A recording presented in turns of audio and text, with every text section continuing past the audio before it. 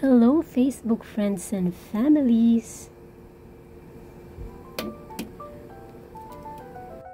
Meron na naman tayong lulutuin today guys at ito ay napakasarap at paborito natin tong mga Filipino. Kaya samahan niyo ako gumawa ng leche flan. Ang ginamit ko dito ay whole eggs at 6 pieces yung aking gagamitin whole eggs. Hindi ko na hiniwala yung egg yolk dahil kami lang naman ng asawa ko yung kakain kaya okay na yan. So ayan, i-beat lang natin. At time na para i-add yung condensed milk and evap milk.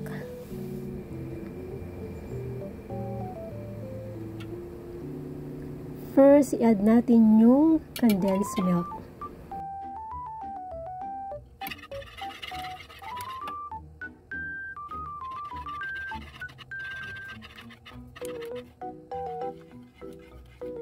Kaya na-mix na nang naayos yung ating condensed milk sa whole eggs mixture. Ngayon naman na i-add natin yung evaporated milk.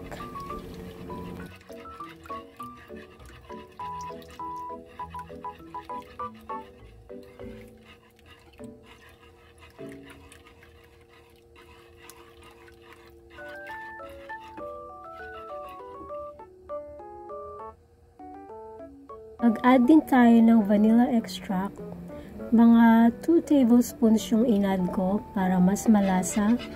At sayang wala akong dayap or lime kaya naisipan ko na lang maglagay ng couple drops ng orange extract.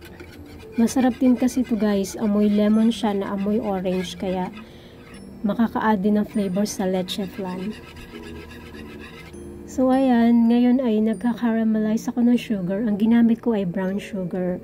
Medyo natagalan siyang mag-caramelize kaya huwag kayong gumamit ng brown sugar. Ang gamitin nyo talaga ay white sugar. Advice ko lang naman. So finally ayan, nag-caramelize na yung ating brown sugar at kumukulo na din yung ating water. Ayan, naisalin ko na yung leche mixture sa ating lanera na merong caramelized sugar.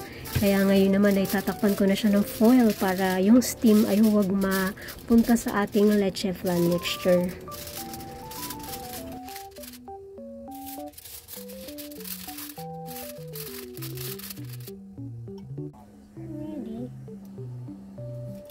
Ayan, ready na ang ating leche flan for steaming. I-steam natin siya ng 40 minutes or 30 to 40 minutes. Ang init guys, medyo napaso ako.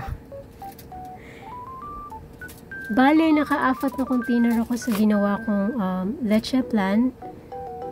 Mag-a-add pa ako ng 2 small pan later after nito. At after 40 minutes, chinek ko yung leche flan. Luto na siya dahil nag-insert ako ng toothpick at ang toothpick ay malinis, no? Inalis ko sa leche flan. Kaya naman mag-a-add na tayo ngayon ng another leche flan sa ating steamer.